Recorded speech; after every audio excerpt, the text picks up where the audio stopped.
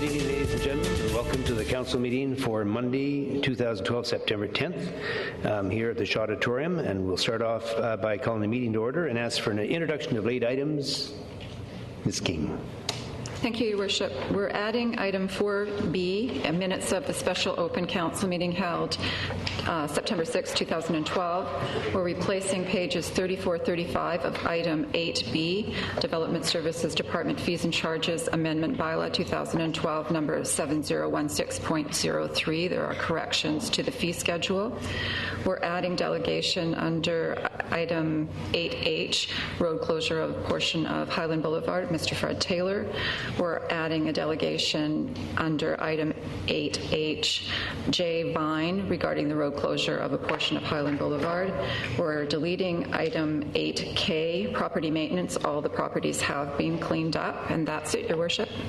Thank you very much. Could I ask for an adoption of the agenda as amended? Second. All those Who's that? All those in favor? Opposed? Motion carries. And the adoption of the minutes is circulated. Second A. B. Oh, thank you. All those in favor? Opposed? Motion carried. Presentations. The first presentation we have is Ms. June Ross to present the City of Nanaimo with the Blue Community Certificate, and I believe, here she is.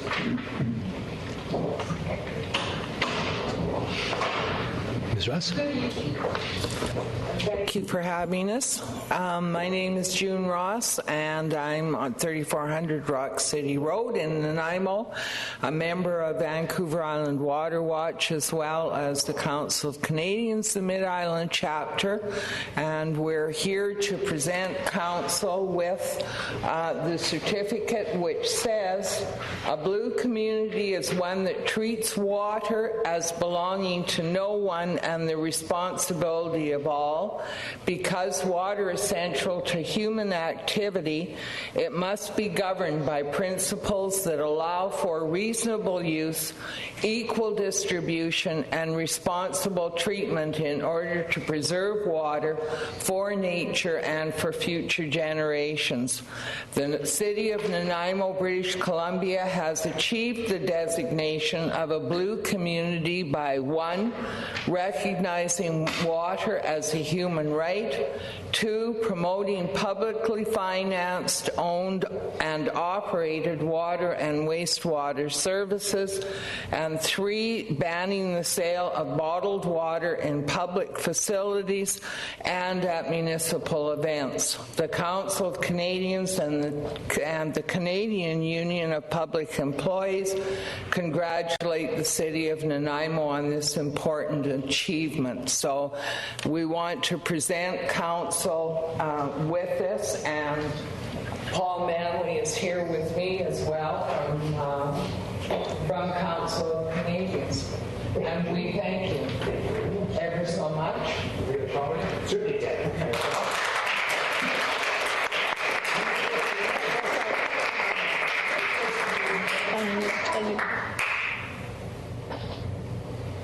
Any player, or are you taking the player?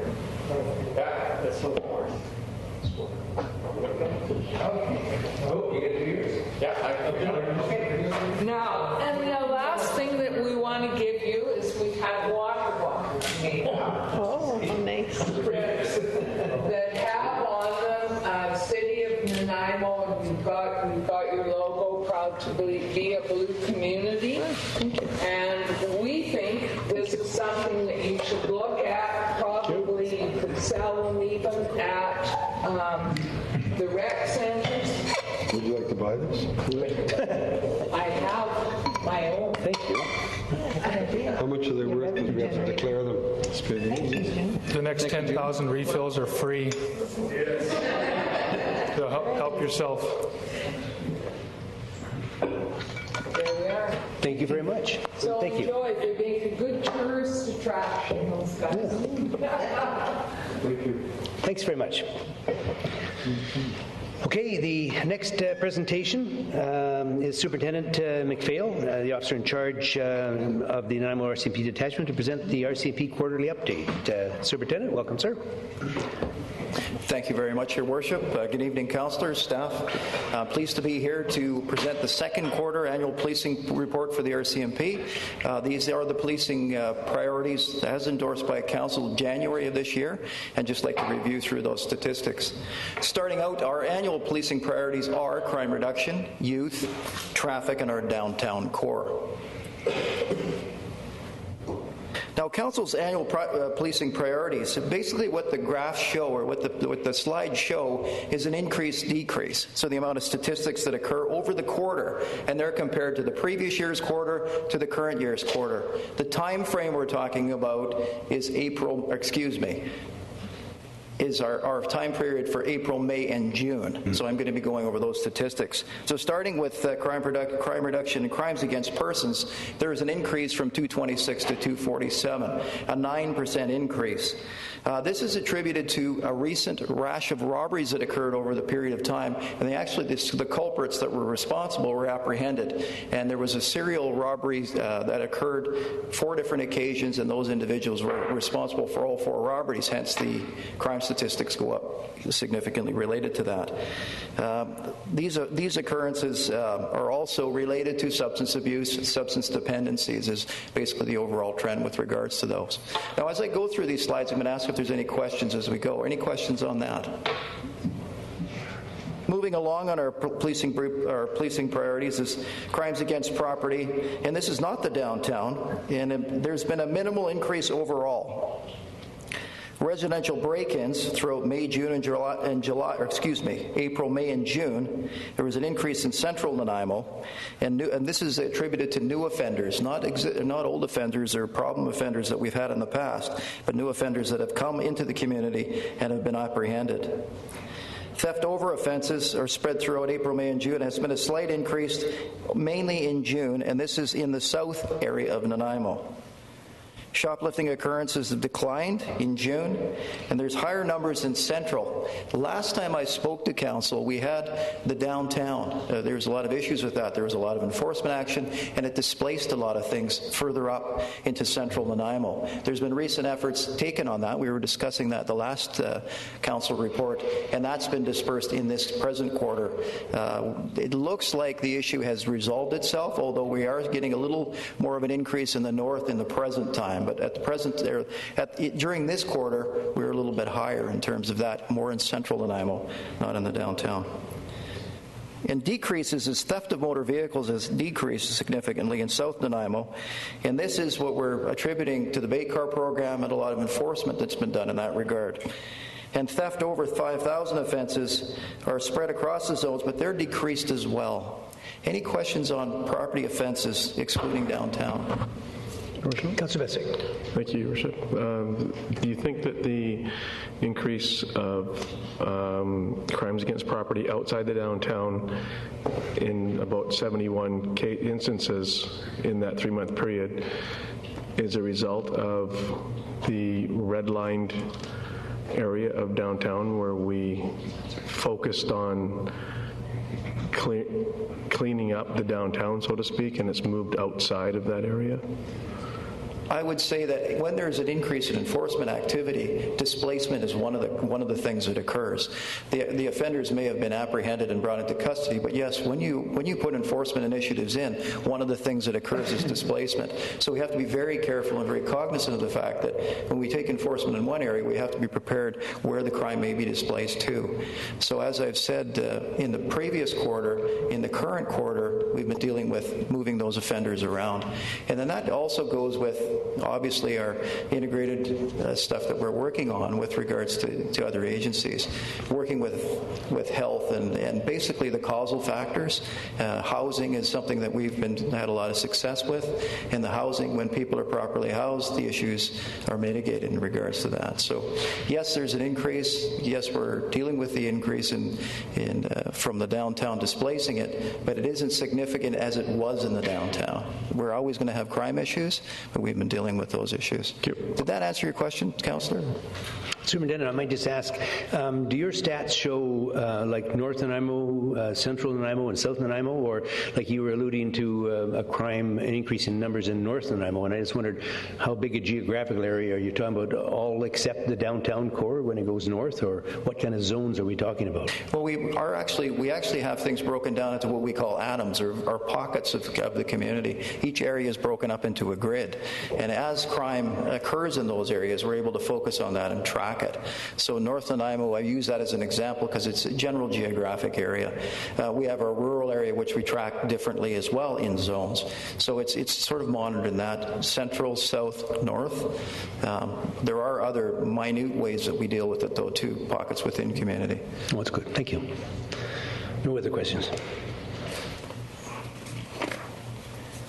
Crime reduction, prolific offender management, we're actually managing exactly the same number of cases that we were or have been this year we were last year. So there's no change in the number of offenders that we're managing, but that's at 667 at the present, or at least in that quarter. Violence in relationships. Sorry. Question? Councillor Patchy? With regards to the prolific offender management, which stays the same, what do you do to manage it?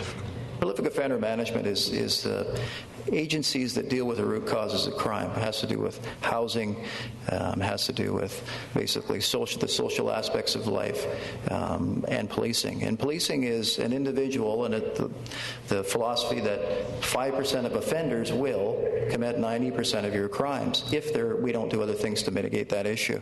So prolific offender management is actually working on a case-by-case basis with an individual to make proper choices to get well, get out of crime, leave or get incarcerated, or leave the community is basically what it comes down to. Prolific offender management is a focused effort where individuals are monitored, are advised of the enforcement activity that will be associated, and we work with them as clients to try to get them out of crime, try to find out what the causal effects of crime are, and deal with the cases in that manner. Follow-up. How does that figure in with the so-called therapeutic community work that's being done at the local jail? I know those people come from all over the place, but there must be some... Corrections involved as well. When offenders are being released from custody, the POM group will be monitoring all of that. So when there's bail documents or when there's persons that are put out on parole, all of that information is all exchanged back and forth between the agencies on a prolific offender management case. The individual themselves are notified of all the activity that will follow if they stay in crime. Okay, thanks. Thank you. We have one more question. Councillor Johnstone. Thank you, Your Worship. Thank you, Superintendent. What are the demographics of the prolific offenders? Are they young male offenders or mid-age or... I wouldn't be able to give you exactly. It's mostly male, mostly in the demographic of 25 to 40, but I could get more details for you. We're making notes of your questions as well to get you a full answer. Thank you. Thanks very much. No, that's good. Thank you. Moving on, violence in relationships. As I spoke about the last quarter, we have a very focused violence in relationships team that works on basically the cases and monitors those cases closely. When I spoke to council last meeting, I talked about working with Victoria and the province on forming a team, a formalized team, to deal with domestic violence. Domestic violence has increased. Now, when I say increase, it's a very marginal amount, but the more the energy we're putting into this, the more that we're finding out about cases. And as a result of that, it's an increase in numbers for us. Domestic violence obviously impacts all areas of community, youth, the families themselves. It's the dependent. There's a lot of dependency sometimes in the situations, in the relationships. We try to intervene and assist in those regards. Domestic violence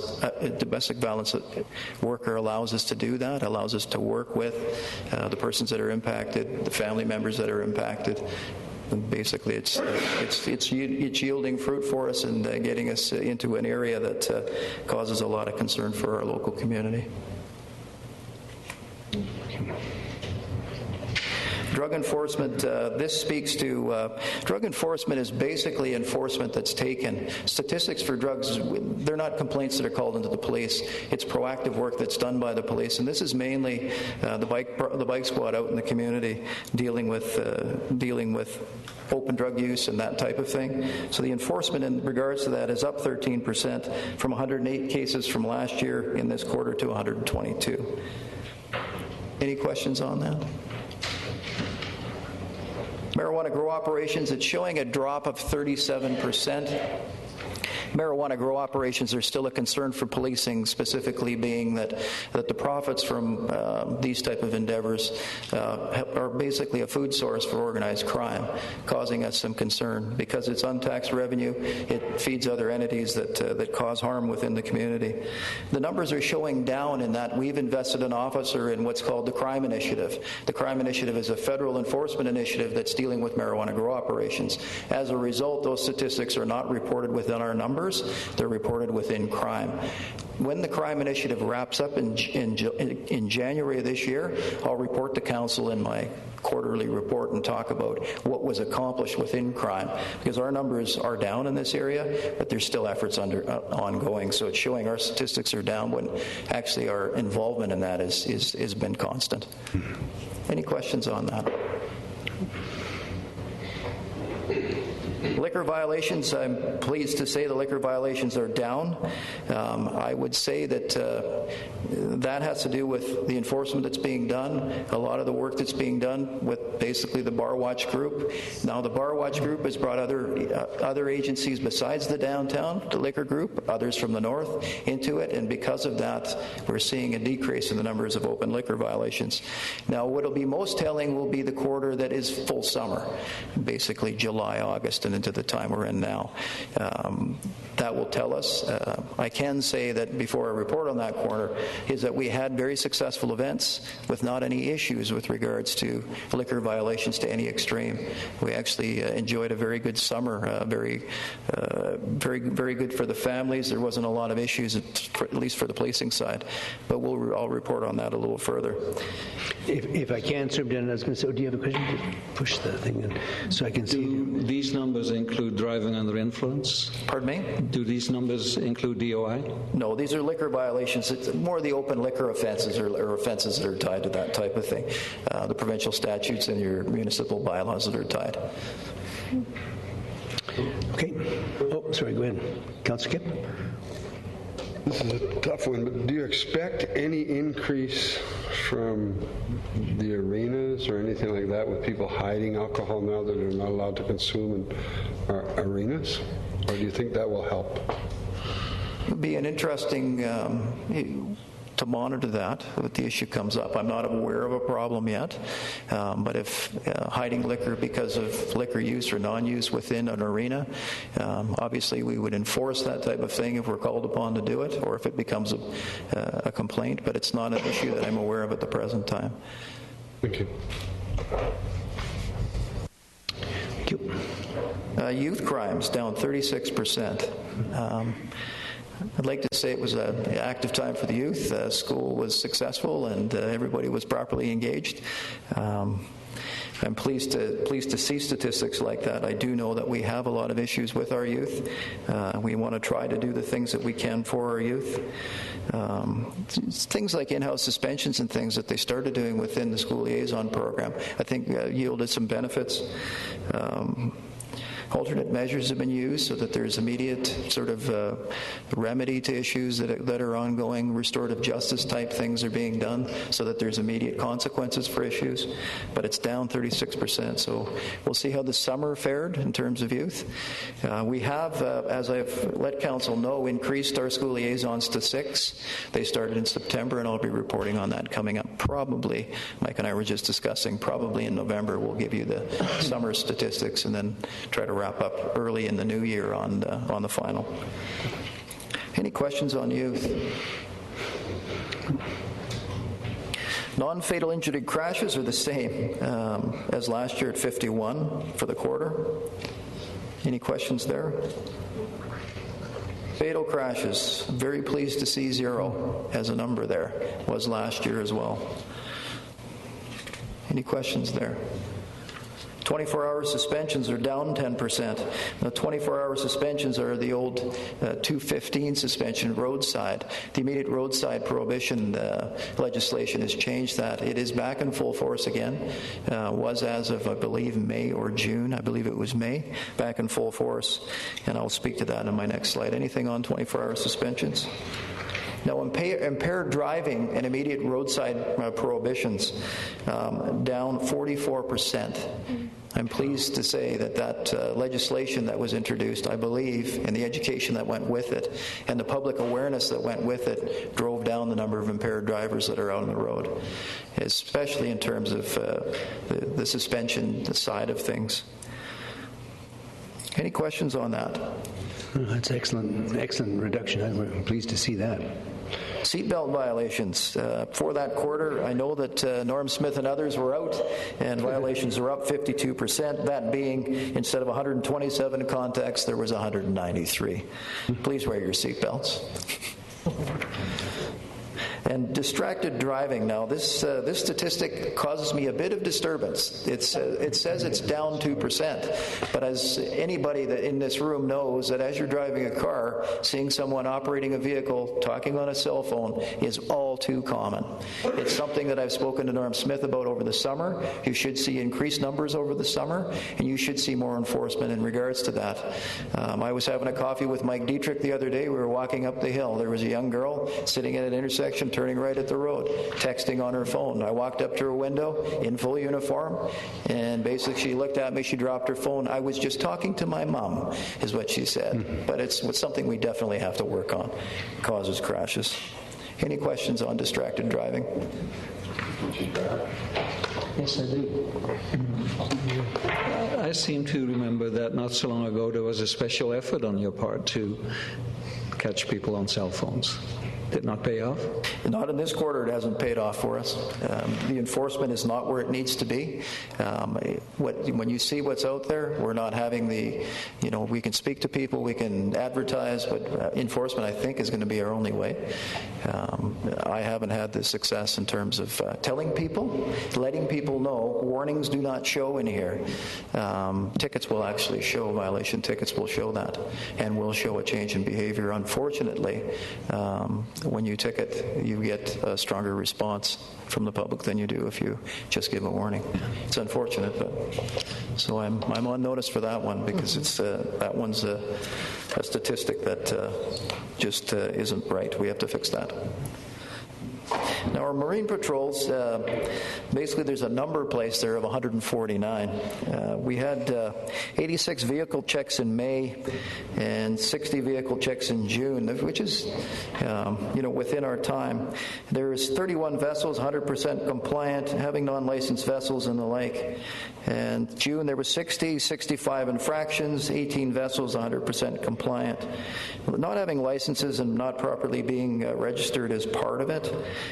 Most of the checks have resulted in written warnings with a focus on education as opposed to ticketing.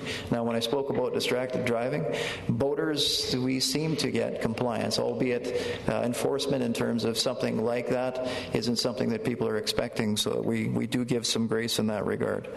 Can I just ask, Superintendent, what area are you, when you refer to vehicles, I assume you're referring to boats primarily? Boats within Nanaimo Harbor and on the lakes. And the lakes in Nanaimo Harbor, that's the zone. That's Nanaimo Harbor is basically where they work, Dingy Rock and back through that area.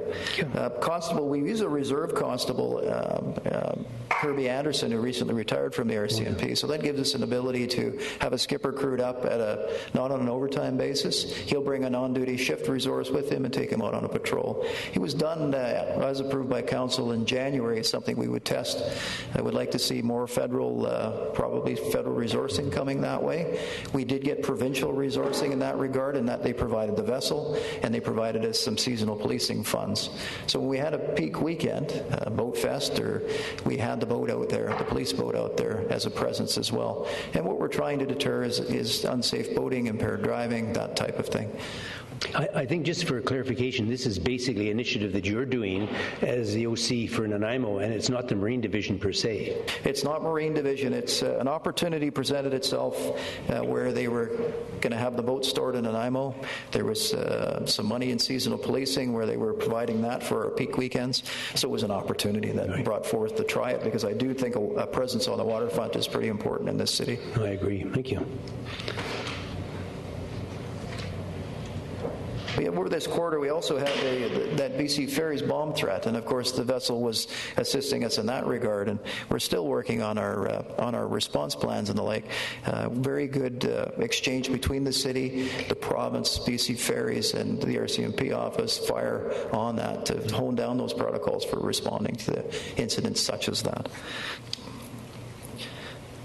Crimes against persons, up 109%, and this is downtown safety. There's gone from 11 in the quarter up to 23 of the following year.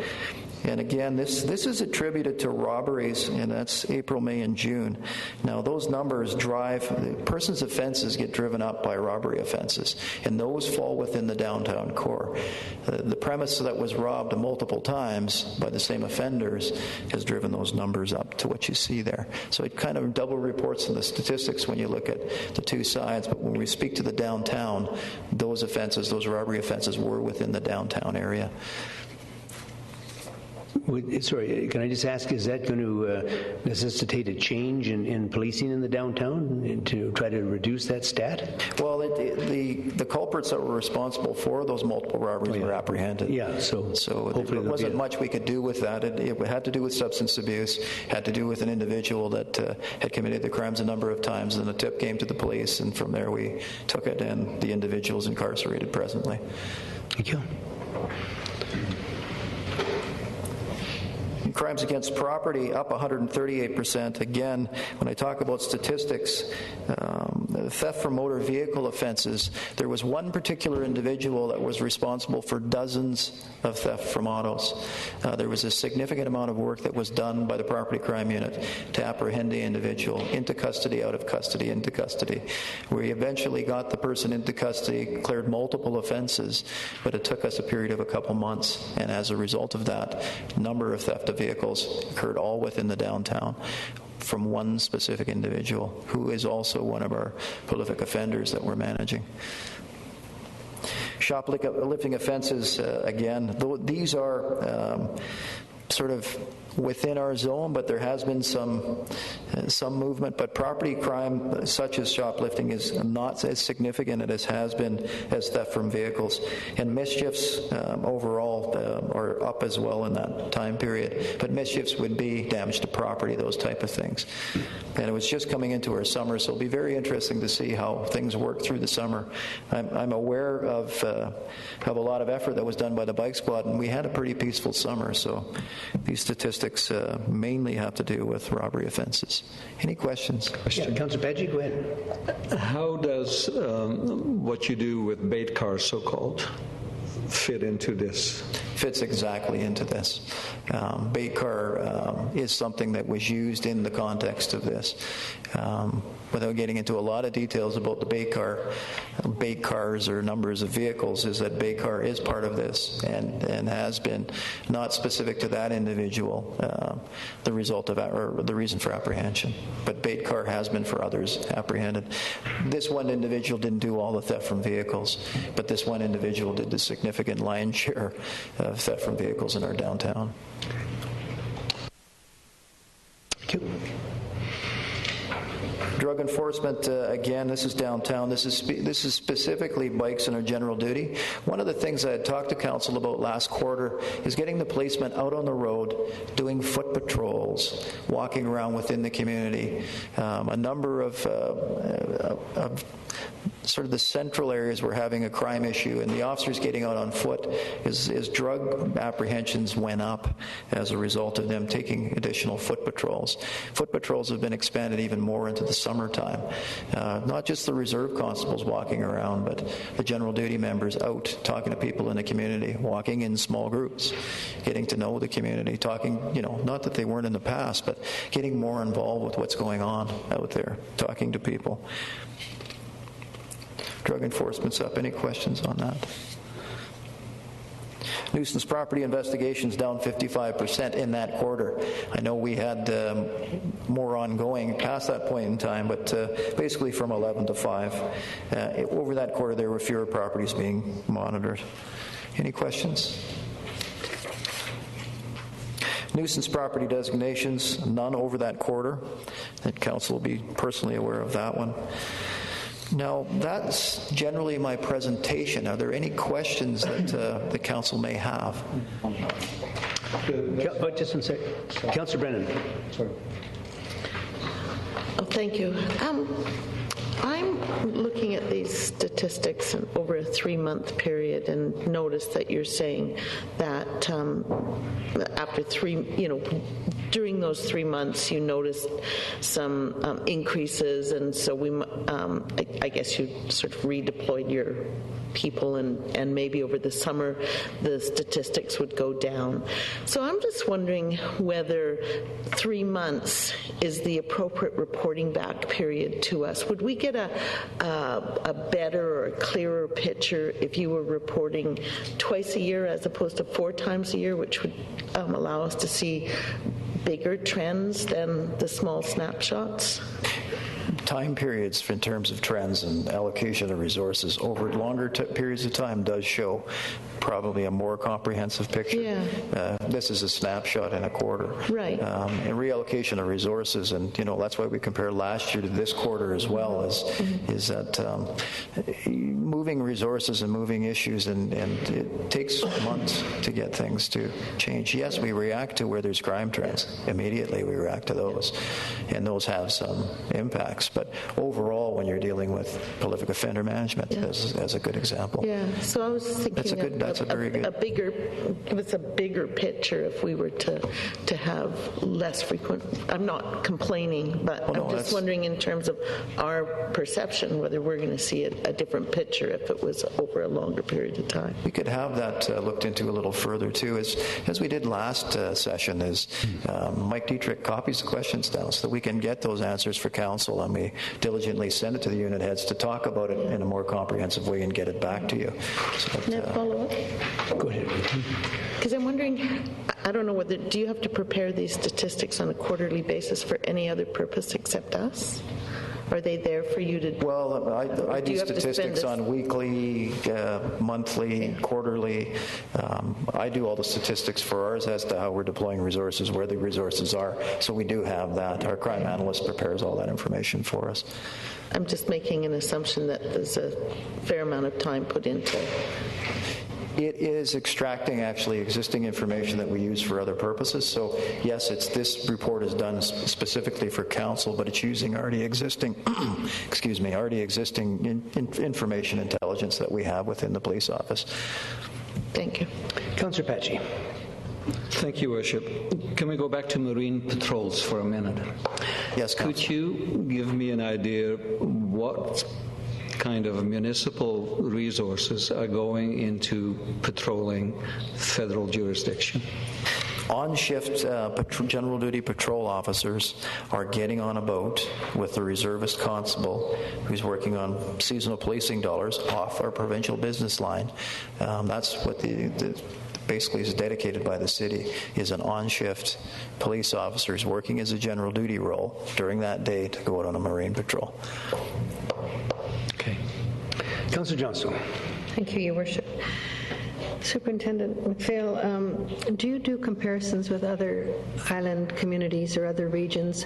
The crimes against persons and crimes against property are a little bit concerning, though you mentioned it's 1 or 2 prolific offenders. But do you do comparisons with other communities, and how do we stand? All the time. Our crime analyst does that type of work. We do that as an organization as well, provincially. Our cities, our provincial areas, it's done all the time. Nanaimo does not have a severe crime rate. Nanaimo has a crime rate much the same as what other communities do within the province of BC and within the country. We're very much as a community involved and out there. So as a result of being out there and involved, we detect more. Yes, we have crime, but you have to be out there investigating crime. One of the concerns I have with the dropping crime rates is apathetic sort of responses to reporting. Are people not reporting? Because as we're finding, the more that we delve into issues, the more that we work on issues, the more things we find out in terms of what has occurred, crimes that have occurred. Nanaimo is a community that gets involved. So I don't think that our crime statistics are severe. I don't know if that's what you were alluding to, or if, Yes, because how do we compare? In the past, we've had a black eye about being a community that is ridden with crime, and I want people to understand that Nanaimo's this is not a not community the case. ridden with crime, not in my impression. I have worked in the RCMP. I'm finishing 31 years. I've posted all over this province. Worked in Whistler. I mean, there's points and times in communities where there's spikes, depending on what's going on in communities. Nanaimo is, what do you compare it? What could you compare it to? Like Victoria has different crime statistics than Nanaimo does. Mm-hmm. North Cowichan Duncan has different crime statistics. Comparatively, well, somewhat the same. It's how we get to the root of what causes the crime that's really the issue. Mm-hmm. What are the existing social issues? How are they being addressed? Housing strategy is one way that's being done. I think that we're lowering our crime rate, but as we get involved in things, things are a lot deeper than just picking up the offender and taking him into custody. There's a whole other bunch of things to do. Statistics can be interpreted in all kinds of ways. So. Crime Severity Index is one example. When Maclean's Magazine writes about Crime Severity Index, just depending on what you want to focus on. Mm-hmm. I don't know if I'm answering your question. Thank you. Thank you very much. Good. Okay, I see no other questions from Council.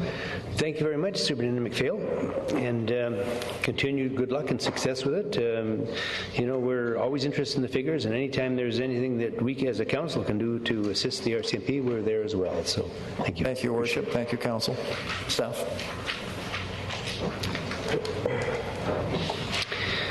The next item is 6A, the Mayor's Report, and I would just like to advise that on behalf of my fellow members of City Council, I'd like to invite everyone to attend the official naming event of the Sherry Fields at Harewood Centennial Park at 5 p.m. on Thursday, September 20th. At that time, we will be dedicating the sports field at the park as the Sherry Fields in recognition of the Sherry family's dedication to our community. Members of the Sherry family have been involved in various community groups and organizations, including the Harewood Recreation Commission, Traveling Squares, Square Dance Club, the Nanaimo Historical Society, Big Brothers, CNIB, the Knights of Columbus, lacrosse, BC Summer and Disability Games, Senior Games, the Nanaimo School District, and of course the City of Nanaimo Council, which Councillor Sherry served on admirably for 32 years. So we're all looking very forward to naming Sherry Fields Thursday, September 20th at 5 p.m. and as many members of the public are able to come, we would love to see everyone there. We'll move into Community Safety and Development. 8A, Harewood Neighborhood Plan Process Update. Staff recommendation that Council receive the report regarding the Harewood Neighborhood Plan process. Moved and seconded. All those in favor? Opposed? Motion carries. In B, building permit fee review. Staff recommendation that Council support, number 1, support the proposed amendments to the Development Services Department Fees and Charges Bylaw 2005, number 7016, and 2, direct staff to complete a review of the revised fee structure 18 months following the implementation. Move it 1 and 2, secondary. Move and second. No discussion. Oh, Councillor Patchy, you're on for this. Thank you, Worship. Sorry. I would like to ask staff to explain where it comes to the graph on page 30, where we are dealing with values of 500,000, 1 million, 1.5 million, why that does not seem to be in line with the comparable average that I see on that same graph. Your Worship, Councillor Patterson. An attempt to answer maybe some background would be helpful. Through this process, we did some consultation both with Development Process Review Committee and through the Vancouver Island chapter of the Canadian Home Builders and through the local construction association. Some of that feedback that we got was to try to maintain our permits that had a construction value of $1,000 to $500,000. So with that in mind, we went forward with the approach of maintaining our general fee structure, but looking at increasing the cost per $1,000 from $4.50 to $7 when you get north of $500,000. Now, in order to bring the fees up to what we see both regionally and in comparable communities, we would have actually had to bring that cost up to a higher value per $1,000. So it would have had to been higher than $7 per $1,000. So as the end result, you would end up with a fee structure that went from $10 per $1,000 down to $7 and then back up. So when you tried to balance off the goals of getting close to those objectives of looking at our comparisons both regionally and communities of similar size, with the objective of trying to maintain our fees for the average home in Nanaimo, the balance came out at where it is. So while we're not all the way there to the averages, we've certainly made a substantial step in those permit values of $1 million or more. Thank you, Mr. Lindsay. Councillor Bestwick. My question's been answered. Okay. So it's been moved and seconded on item AB, building permit fee review. All those in favor? Opposed? Motion carries. Bylaw, that Development Services Department fees and charges amendment, bylaw 2012 number 7016.03 to amend the building permit fees, pass first reading. Moved and seconded. All those in favor? Opposed? Motion carries. And 2, the Development Services Department fees and charges amendment bylaw 2012 number 7016.03 pass second reading. Moved. Second. All those in favor? Opposed? Motion carries. And finally, the Development Services Department fees and charges amendment bylaw 2010 number 7016.03 pass third reading. Moved. Second. All those in favor? Opposed? Motion carries. Move into development permit DP 776, 4123 and 4151 Wellington Road. Staff recommendation, council issue development permit number DP 776 at 4123 and 4151 Wellington Road with the following variances. The first is a front yard setback. The required setback is 6 meters. The building is sited at 9.8 meters, a proposed variance of 3.8 meters. The rear yard setback, the required setback is 7.5 meters. The building is sited at 6 meters, a proposed setback variance of 1.5 meters. Staff's recommendation. Move the recommendation. Moved and seconded. No discussion. All those in favor? Opposed? Motion carries. Development permit DP 795 at 6334 Metro Drive. Staff recommendation that council issue development permit number DP 795 at 6334 Metro Drive with the following variance. The front yard setback on the old highway, Island Highway 19A, the required front yard setback is at 7.5 meters. The proposed setback for the enclosed patio is cited at 2.74 meters from the old Island Highway 19A, a proposed variance of 4.76 meters. Moved. Second. Discussion. All those in favor? Opposed? Motion carries. Development permit DP 798 at 5930 Nelson Road. Staff recommendation that council issue development permit DP 798 at 5930 Nelson Road with the following variances.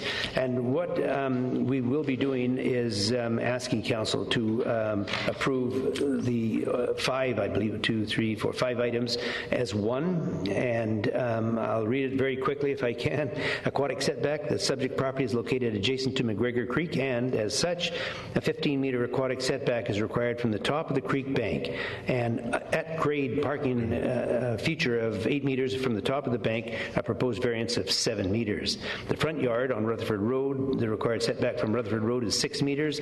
The proposed building is sited at 3.96 meters, a proposed variance of 2.04 meters. The flanking side yard, the access feature to the units encroaches into the side yard setback. Required flanking side yard is 4 meters. The proposed building setback is 3.3 meters, a proposed variance of 0.04 0.7 meters. The rear yard, the required setback is 10.5 meters. The proposed building is sited at 7.5 meters from the rear property line, a proposed variance of 3 meters. And finally, parking, required on-site parking for 29 parking spaces. The proposed parking is 28 parking spaces, a proposed variance of 1 parking space. The number of small parking spaces is increased from 33% or 9 parking spaces to 38%, 11 parking spaces, a proposed 5% variance. Move SAC recommendation. Second. Okay, it's been moved and seconded. Councillor Patchy. Thank you, Worship. A couple of questions to staff, if I may. I understand that this is a reinstatement of an elapsed development permit from 3 years ago. Correct me if I'm wrong with the years. 2 years ago. Has anything changed with regards to the variations that are being required from then? No, it's the same application as the previous one. With regards to the riparian zone, when you look at the single-family residences that commence right to the north of this particular property, could you tell me what the riparian zones are there? They also were within a 15-meter setback, riparian setback, and when the development permit for that project was issued in 2002, there were variances for the decks attached to those units. By how much? Could you repeat that? It varies depending on which unit as the riparian setback line moves. Mm-hmm. So in most cases, it's 1, 2, 3, 4, 5, 6, 7 of the decks. It's the majority of the deck is encroaching into the riparian setback area. So it's about 10 feet. Okay. Next question, with regards to the reason that we're doing this, this is mostly influenced by the creation of 5.5 additional parking stalls. Is that a fair way for me to put it, that this is required in this particular development?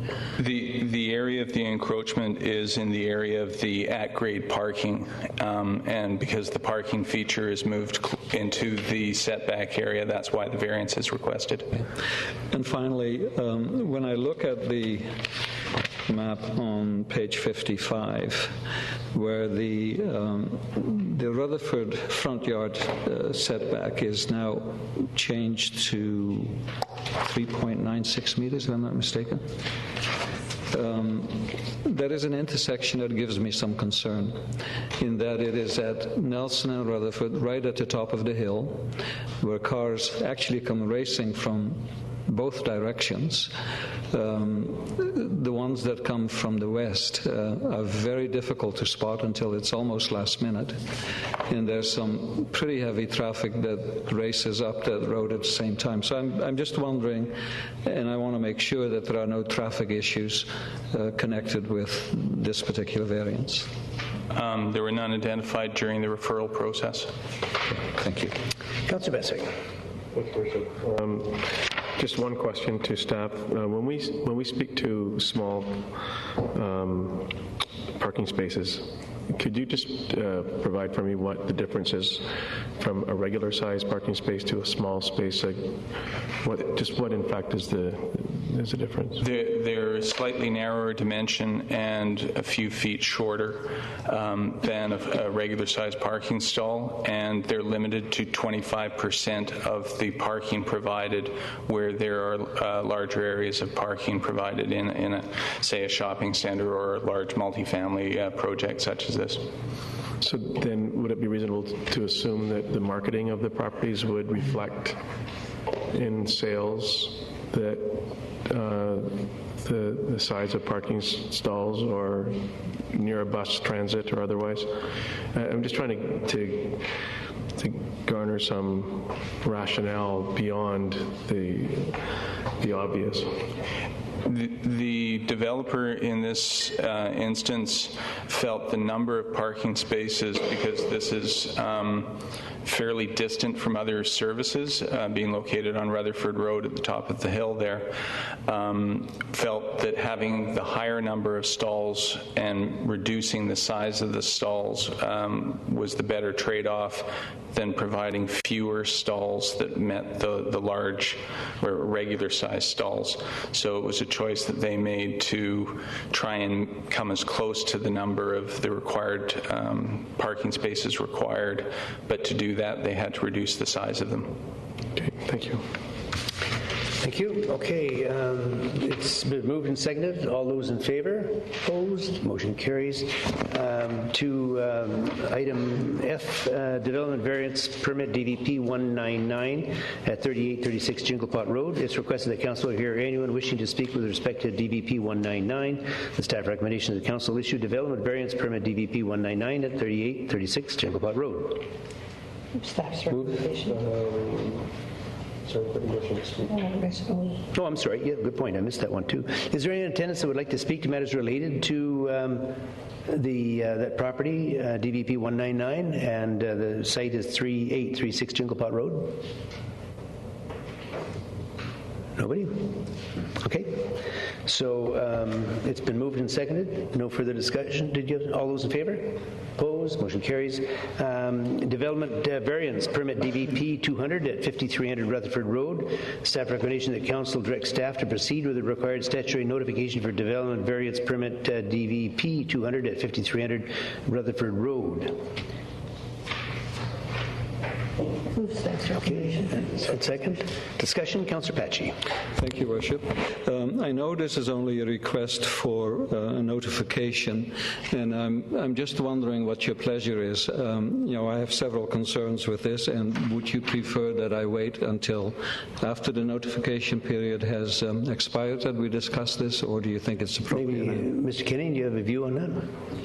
Well, I don't think there's any, certainly of your rights to state your opinions at this time. However, this will come before you again. There will be public input likely, and some of the comments you make today you probably repeat next time, and you might find that that's a bit redundant. I'll save my comments till then. Thank you. Okay, so it's been moved and seconded. Oh, Councillor Brennan, go ahead. Well, I just wanted to say that council does have an opportunity at this point to deny proceeding with this. Yes. If we so chose. That's quite right. So, if there was a cogent argument made at this point that it shouldn't even proceed to that point, this process has to have values. This step has to have value, or there's no reason, in fact, to have council direct that. I just thought it would be important to make that comment. Yeah, no, that's true. Okay, it's been moved and seconded. Councillor Patchy. No, I just want to come back to that then, because Councillor Brennan has changed my mind somewhat in that there are some very important things that are being requested here that go very much against some of the basic tenets of our signage bylaw. So that said, maybe I should take the opportunity and at least explain what some of my objections are, if you don't mind. No, by all means. Well, in that case, let's get to the right page here. Page 70. Now, I first of all want to state that, I realize that when a new subdivision such as this one appears on the scene, that it needs to be advertised. And it needs to be advertised in an appropriate manner. I have no argument with that at all. Where my doubts begin is that the letter that we received from Mr. Moore, the regional manager of Lamont Land, is that the idea that I get from that is you should do this because we get this in other jurisdictions. And I'm not quite in concurrence with that. I think we spent a very large amount of time, about 3.5 years ago, on adjusting and fine-tuning the signage bylaw that we have on the books at this moment, and that is a bylaw that, as far as I'm concerned, has to be adhered to as much as possible.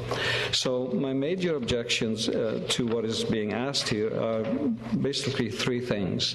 The first one is the very large hoarding signage that is being requested along Rutherford Road. An even more serious one for me is the fact that the applicant is requesting, and that staff is recommending, I imagine, a number of so-called sandwich board signage all the way up Rutherford, along Vandernook, to the right at Alta Vista, to their sales center. Now I know their sales center is in a difficult spot, and I know that it's not the easiest place to find, but I cannot think of any justification where we would expose residents on Vandernook and Alta Vista to a number of sandwich board signs that, even though it's promised that they will be removed at the end of the day and put back in place, we've all seen what the problems have been that arise with the number of real estate signs that we have in this city. So I think that is really exacerbating, or is asking to be exacerbating, a really important part of our signage bylaw. And then the last point I would want to make at this point is that what is the time limit on this? Not so long ago we were asked by variance to reinstate a sign or to extend the life of a sign on Dickinson Road, and the original request was until the last unit is sold, which could be a heck of a lot of time. So I know in that case we agreed to 1 year, and so at the very minimum, I would never be able to agree to that kind of signage to be put up indefinitely or until the last unit is sold. That is just simply too much to ask, and it flies in the face of the signage bylaw as we know today. So I think I'll leave it at that for now. Okay, maybe I could just ask staff, the particular site that Councillor Patchy is referring to, I think had signage up for 3 years, is it? And they asked for an extension for another period of time, and Council reduced it to 1 year. Is that not correct? In other words, it wasn't just a sign that went up and was only allowed to stand for 1 year. It stood several years, and then they wanted a renewal for a similar period of time, which we felt was too excessive in what they'd asked for, and we reduced it to 1 year. Yes, in point of fact, Your Worship, the sign that I believe Councillor Patchy is referring to was the sign that led to the complaints, which led to the review of the real estate signage sections of the sign bylaw. So it had been up for a number of years prior to the complaint coming in, and it was the feeling of the complainant was that it had been up far too long, which is, I think, reflected in Councillor Patchy's remarks this evening. Okay, thank you. Councillor Brennan. Thank you, Your Worship. I'm just wondering from staff if this proposal 1 through 10, if Council has to send all 10 to notification, or can we choose to remove some to say that's out of the question and that won't? We're not going to send that out for public discussion. Your Worship, the applicant is requesting this as part of an overall marketing scheme and an overall marketing package. The comments made to staff are that all of these components work together to let the community know about these lots becoming available and so on. So the applicant has requested this as a complete package. By going through the statutory notification, the neighborhood may not be too bothered by some of them, but may be bothered by others, and the statutory notification would allow the neighborhood to express those views to council, and then council would be able to make their decision accordingly. Just further to that, council can, though, make any decision it wants at this point. I think what Mr. Tucker is referring to is that if you go with the full package, you can always scale back when it comes back and remove things, but you can't add it in without re-advertising. So yes, council could take it all out or parts of it out now, but then you wouldn't be able to put it back in without re-advertising. Thank you. Good point. Okay, Councillor Johnstone. Thank you, Your Worship. Being that we're discussing the package as a whole, I'd like to state that the 12 Lindley Point light pole banner signs along Lindley Valley Drive, I find those could be precedent-setting. We do have a very good banner program in this community with official city banners and the art gallery is responsible for other decorative banners. I think that this could be a mistake. I don't see that the necessity of them because they're right within the area where they're going to be developing. So it may to them be aesthetically pleasing, but I don't think it would be for the neighborhood. Okay, Councillor Kip. Thank you, Your Worship. I'm glad that they came forward and brought the proposal versus just going and putting up the signs. I'm really happy that they've done that. There's no beaver crossing signs or anything. I would like to see a few of those just for the wildlife that's been confused in that area. I think this is a good way to do it. We send it out to the community, let them look at it. We can, if we don't like those pole signs, because once we take over those infrastructures, it's our rules at that point, and this could set a precedence for it. So, but I support this going forward, leaving the notification. This has been an interesting area. It'd be neat to see the input from the public on this one. Councillor Bestwick. Thank you, Your Worship. Just a question to staff, if I may. What is the total value of this project once it's built out in its completion estimate?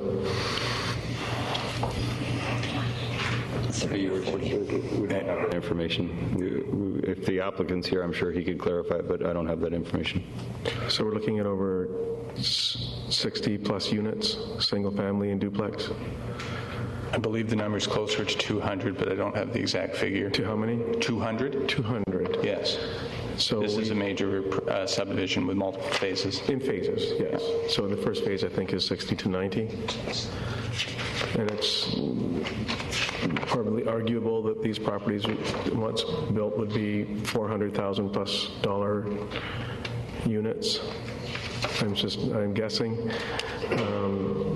So that said, I think the people that are involved in wishing to sell these and move the phases forward as quickly as possible and advance the opportunities for people to purchase and learn more about them. And it all forms part of a marketing schematic that each piece of it is, I'm certain, important, or they wouldn't be doing it, or they wouldn't be expending the money on it to try to ensure that they advance their opportunities to sell and promote and people to see what it is. So it's, from my perspective, I can't see anything that would be impactful from a negative perspective to try to move this project forward as quickly as possible, as opposed to cutting it, marketing in half or otherwise. Maybe those half the signs will be up twice as long.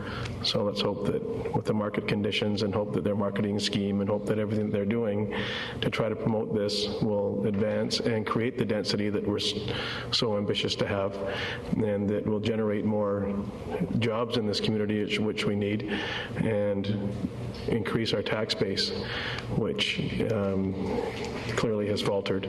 So I would suggest that if the signs are an issue, then we have bigger issues than just the signs. So I'll be supporting the motion. Okay, Councillor Patsy. Thank you. In response to Councillor Bestwick, I would just like to state that the value of any given project should have nothing to do with the enforcement or the keeping to the rules of this municipality. What's good for the goose is good for the gander, as far as I'm concerned. Thank you.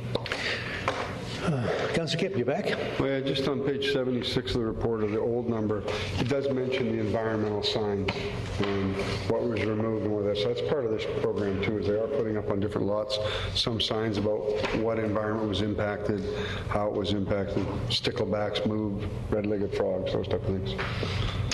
Okay, I see no other questions. I was just going to make a point, and I'll make it, and then Councillor Beswick to you.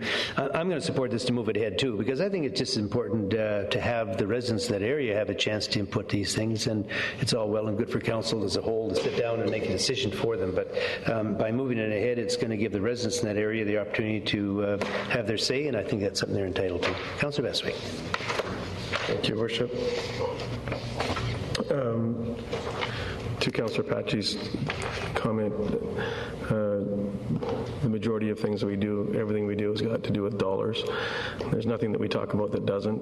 The most important document that we do on an annual basis is our annual budget review. So anytime that, and when we talk about enforcement, maybe the more money we bring in, the more ability we'll have to send our bylaws out to enforce things that we currently don't enforce. So there's all kinds of things that I hope that by generating more tax revenues, by creating more jobs, by creating more employment, that will actually put more money in our coffers so that we can actually go out and enforce many things that we don't now, including our secondary suites, including our containers, including all kinds of things that we have in our bylaws that we don't currently enforce because money is the driving force behind it and we can't afford to do it. So hopefully things like this will allow us to be able to go out and enforce our own bylaws. Thank you. Okay, let's call a question on the motion. All those in favor? Opposed? Motion carries. We move into H, road closure portion of the Highland Boulevard adjacent to 2180 and 2190 Highland Boulevard. We have two delegations, each allowed up to 10 minutes. The first delegation, Mr. Fred Taylor.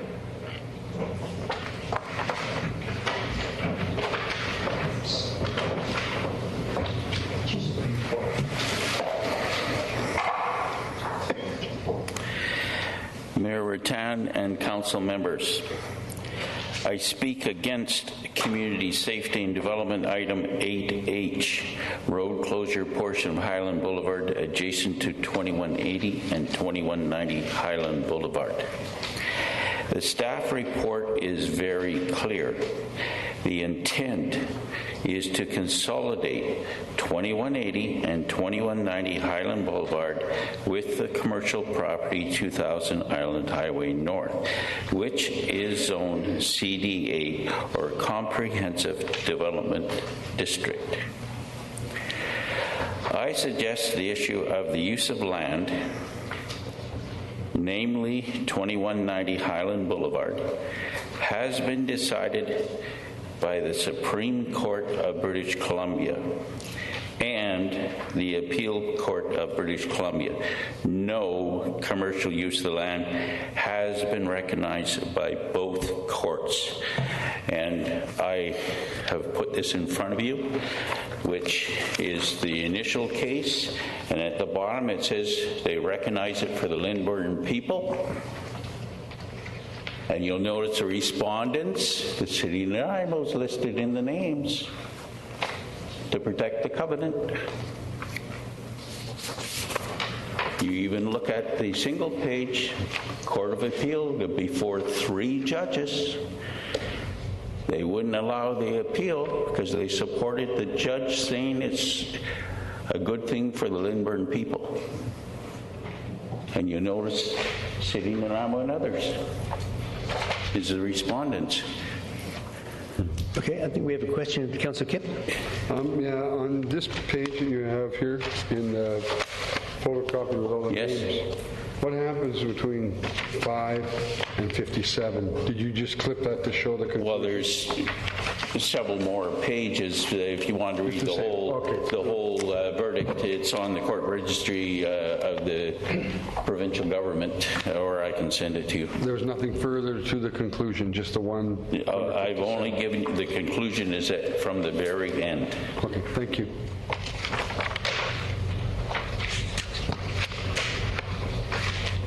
The Honourable Mr. Justice Grail of the Supreme Court of British Columbia, November the 18th, 2010, recognized Brooks Landing owner was fully aware of a registered building scheme. It is not obsolete and continues to have a practical benefit to the Lynburn residential area.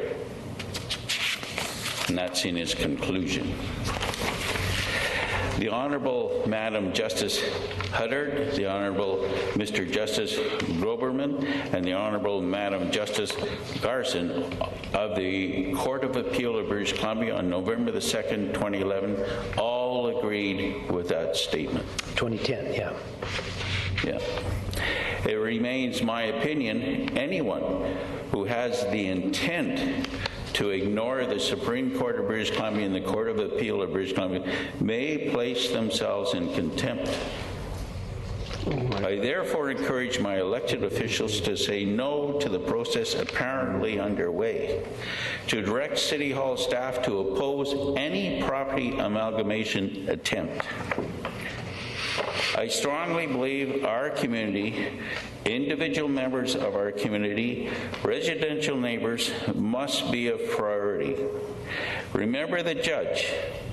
The registered building scheme has a practical benefit to the Lindburn residential neighborhood.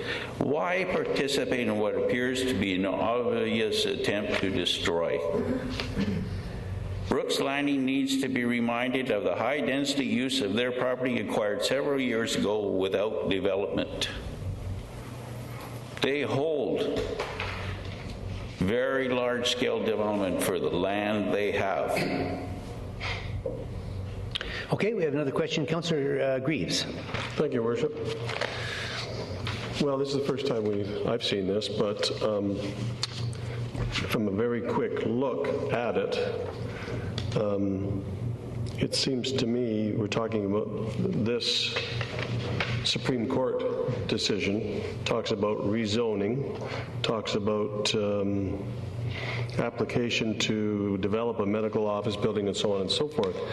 What we're dealing with here today is that we receive the report and authorize the transfer of the road closure to Brooks Landing, and then close the road.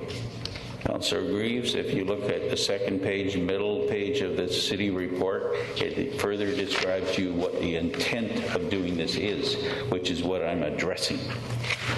Well, it tells you the intent is to take these two pieces of property, amalgamate it with theirs, and for what? That's what the intent is, and it says that right there very plain. Well, and I don't, may I, Your Worship? Staff will publish a notice of intent to close the traffic and remove highway dedication and dispose of a portion of Highland Boulevard as required by the community charter. That's all it says. That's the intent. Doesn't say anything else than that. Again, I haven't read. On page 83, it says the owner intends to, on consolidating in the future, these two parcels with the larger parcel of property and owns at 2000 Island Highway North. And that is in the center of background, page 83 of your report. They are stating the intent is to involve those two properties into their own property, which I think is an effort to defy the court order. Okay, well, I'll have to think about that one. Thank you. Now, if I got one short thing. And of course, you mentioned medical center for that property. You know, in lots of cases, there's more than one party to a question. And when you raised that question that you know of medical center, the other party involved in this was a liquor store. And they're very vocal about losing the right or being squashed about getting their liquor store on that corner because of the high view to the highway. There's two parties, always in a question. Usually one leaks the secret. And that's happened here. Everybody knows the real plan was a liquor store. But let's call it a medical center. It's got the same zoning. If you can't find the clients for the liquor store, for the medical center, bingo, we got the liquor store because it's there, the zonings are arrived at. I'm not going to name the party. I do know it was lined up to go there. Okay, well, we've got another question, Councillor Pecci, and then I would appreciate a comment from staff at the end of this. Go ahead. To staff, if I may, have we had an opportunity to get a legal opinion on what Mr. Taylor is telling us here about the intent portion of what we are trying to do? Your Worship, we've had legal opinions over the years numerous times about this issue. We're not party to building schemes in the community, and we do not enforce them unless council makes a policy decision to actually start enforcing them, which has significant implications throughout our community. And it's important to note that even part of the Lindburn building scheme was just recently removed along Departure Bay, which will allow those properties to subdivide. So it all depends on how the application's heard by the judge, what judge you have, all that issue. Council is completely within your rights to authorize development that's contrary to a building scheme, and that's our legal opinion. Thank you. Thank you. Mr. Chairman, if I may ask, was there any objection to the City of Nanaimo's name on protection of the building scheme for Lindbergh? Was there any we just got handed the objection document on behalf tonight, of the city? so we really haven't had a chance to even discuss it, to be honest with you. You know, if you'd maybe had vented it by staff or presented to staff, and we know we would be in a better position to give you an opinion on it. I would believe they would have been notified at the time. Well, and that's your no supposition. objection would You may be be my right. answer. Okay, do you have anything else, sir? And if not, we've got another delegation. Mr. Tucker, do you have a comment? I was just going to confirm that, in fact, city staff swore affidavits in relation to the court action that Mr. Taylor is referring to, and we do have copies of the judgments that Mr. Taylor has used in his presentation. So, yes, we're fully advised of the court decision. It pertains to the corner lot, which is the lot that fronts on Montrose and Highland Boulevard. It does not pertain to the lot which fronts solely on Highland Boulevard. Mr. Chairman, if I may, as an end note, I do recognize the City of Nanaimo and others supported the building scheme. It's what I was last comments. And it's interesting to know that there was affidavits sworn, but no objection that raised in the courts about their name being tagging on to that support of the covenant. Councillor Beswick. Thank you, Your Worship. A question to staff. The applicant has acquired 2180 and 2190 Highland? Yes, that's correct.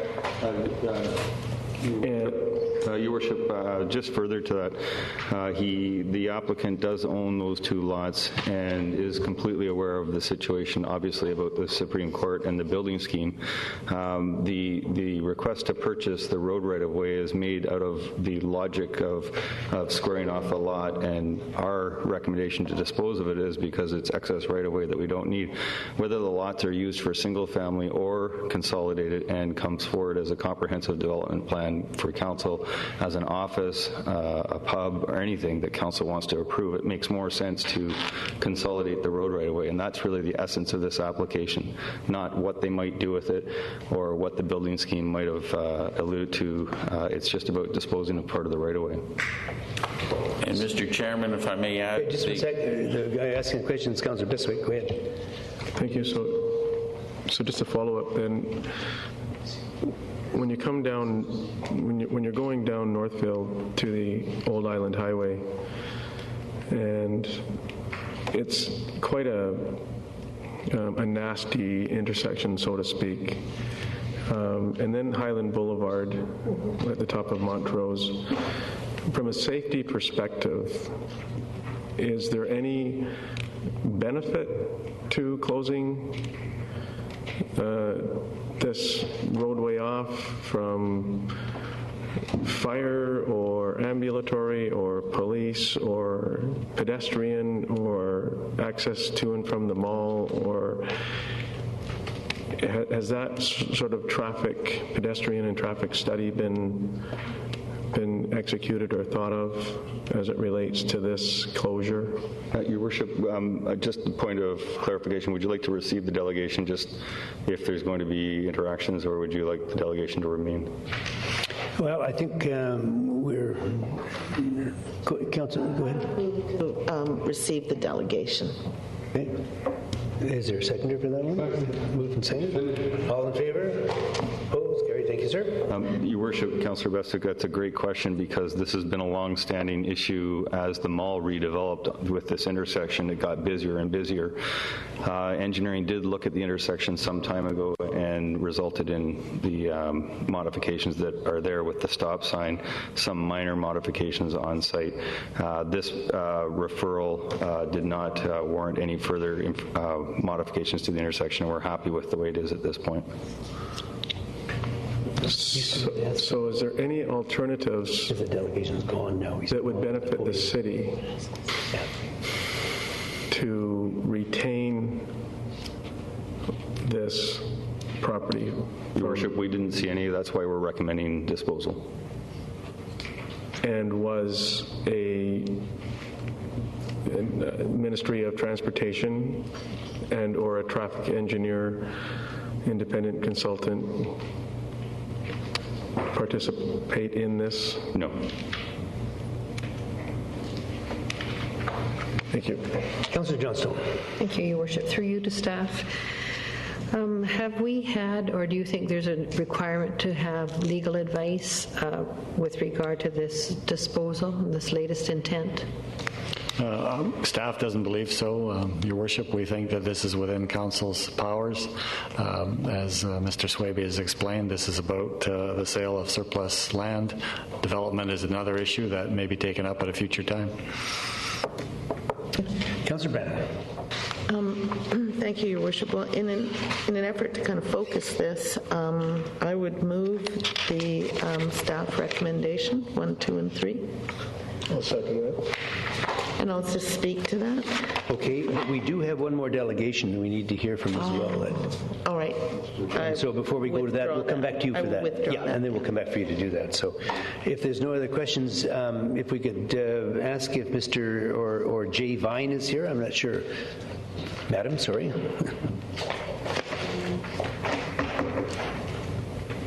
Good evening, Mayor Bretan and councillors. I will be speaking for the neighborhood that is adjacent to 2190 Highland Boulevard. So I'm not using the royal we when I say we.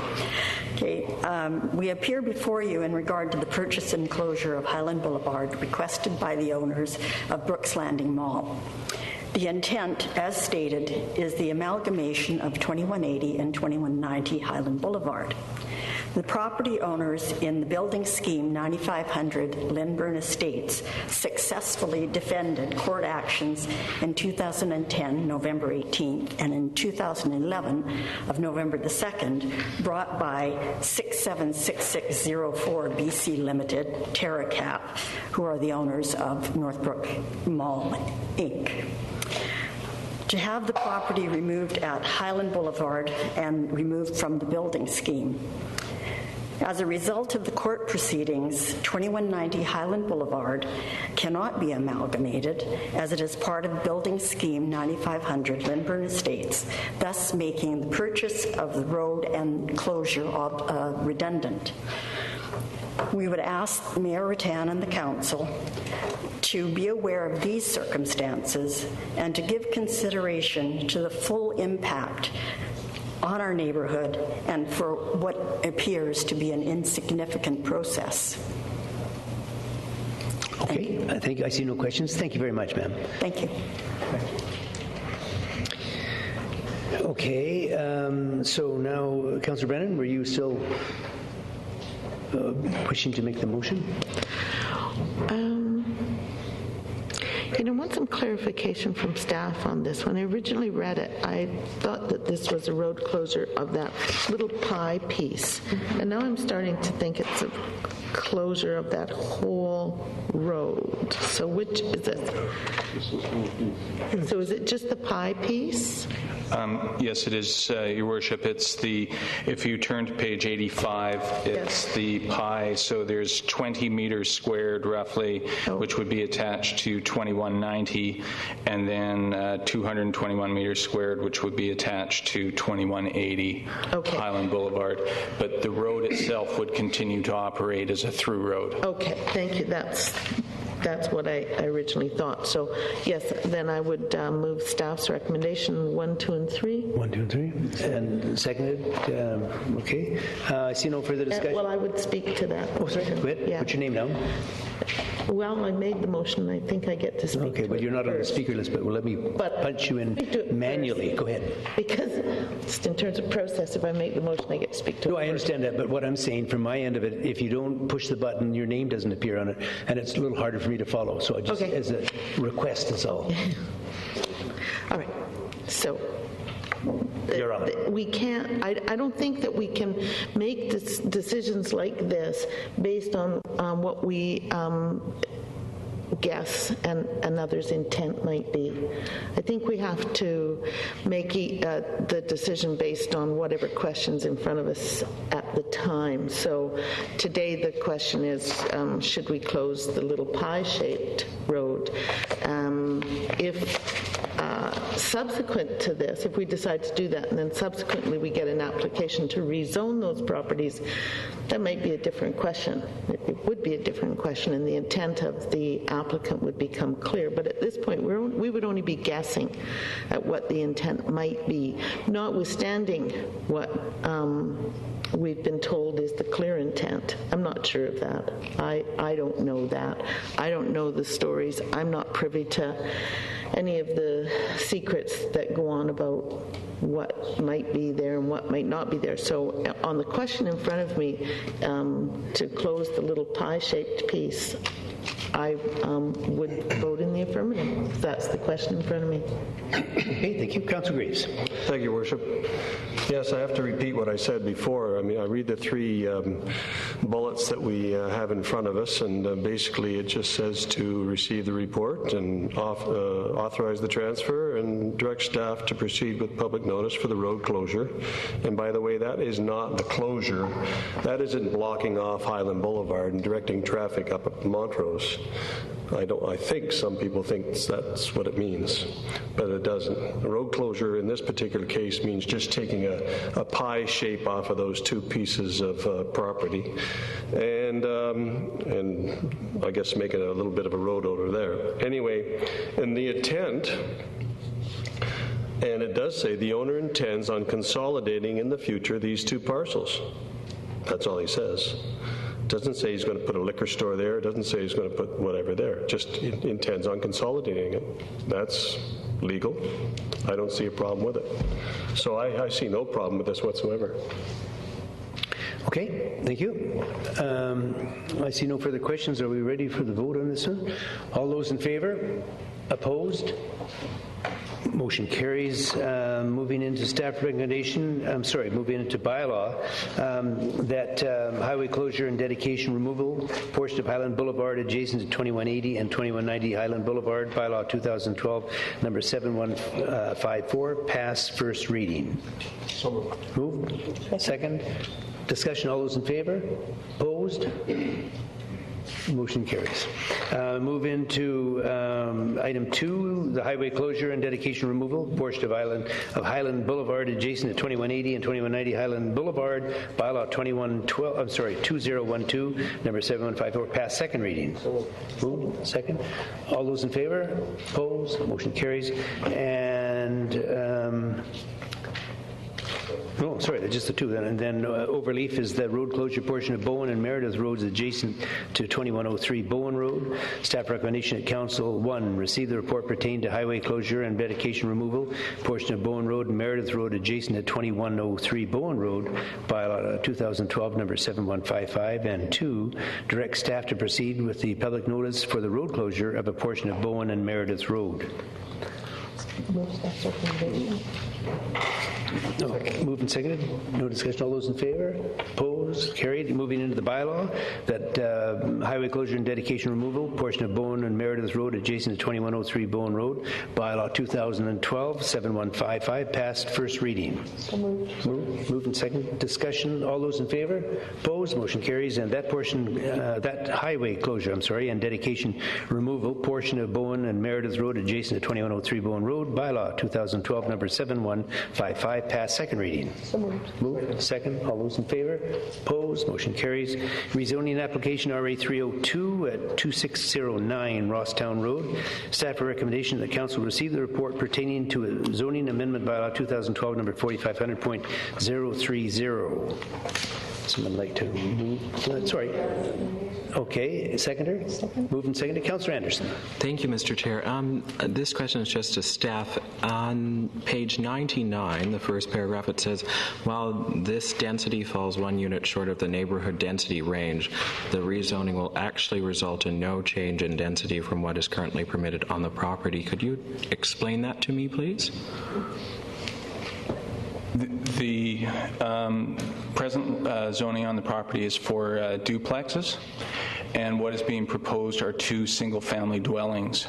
So the density yields the same number of units. So although the zoning is a down zone from duplex zoning down to single-family, the yield is the same. So that's what that's a reference to. Thank you. Okay, so it's been moved and seconded.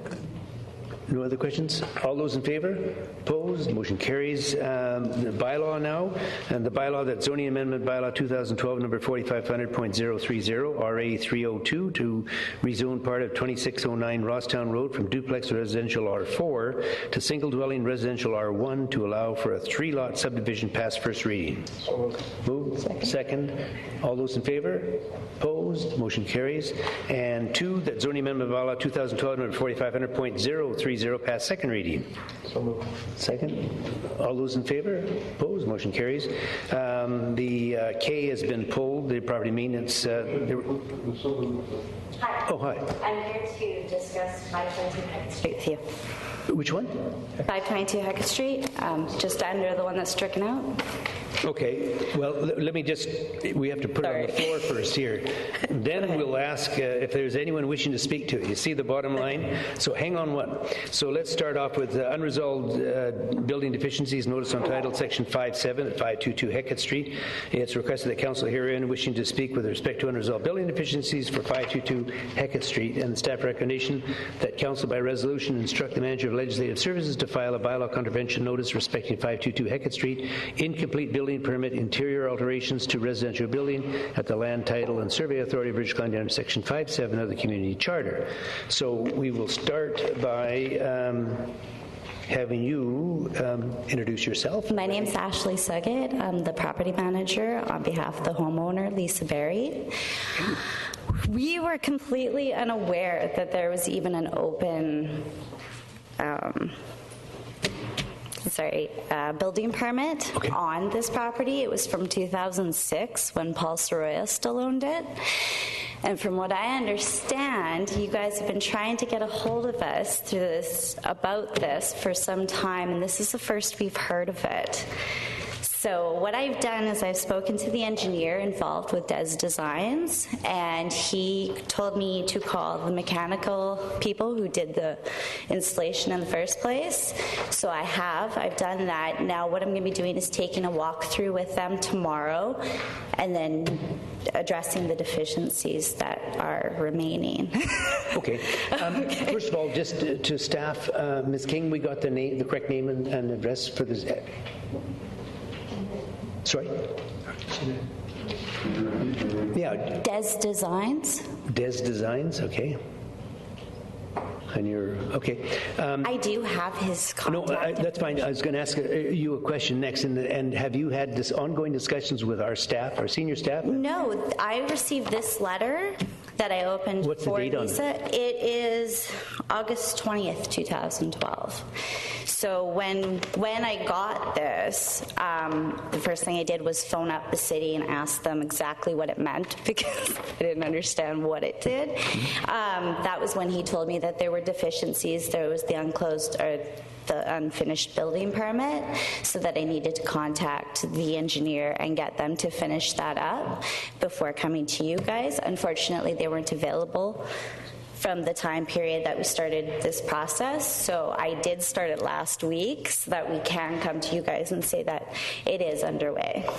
Okay, can you give us an idea that if some type of time consideration was granted, how long this would wait? Let me finish first. So that you'd be able to complete all the deficiencies identified by the city? From what I understand, there aren't, from what the report I was given, there aren't that many deficiencies. Well, whatever have been identified. It is fairly simple, but I was told to ask for about 2 weeks before it would be finished out. And if that period of time, or whatever we agree to, is offered, you can, in your opinion, finish the work that's necessary? Oh, absolutely. Absolutely. Okay, Councillor Pachi. Thank you, Worship. First, a question to staff and then a question to you. When we send letters asking for a response, are these are double registered letters? Are they just simple letters that go out, and do we know whether they're received or not? Your Worship, we send the letters, in this case they're sent directly to the owner of the property. So I suggest that maybe some of the confusion here maybe be that the owner got the earlier letters but possibly weren't passed on. It's obvious that the last letter that we did send successfully found its way through the owner to the property manager, but I don't know about the earlier correspondence. Okay, so my question to you then is, a letter was sent to you on June the 5th. Okay. What happened to that one? The reason why I don't get some of them is because they do go to one mailbox.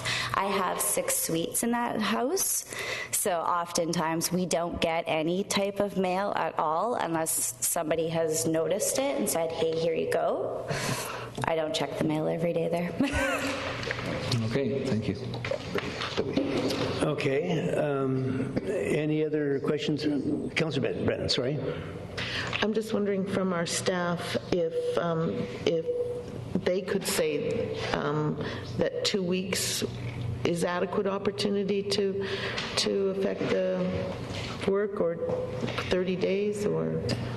Your Worship, to Councillor Brennan, certainly whatever Council's direction is, this matter's been going on, as noted by the delegation, for quite a period of time.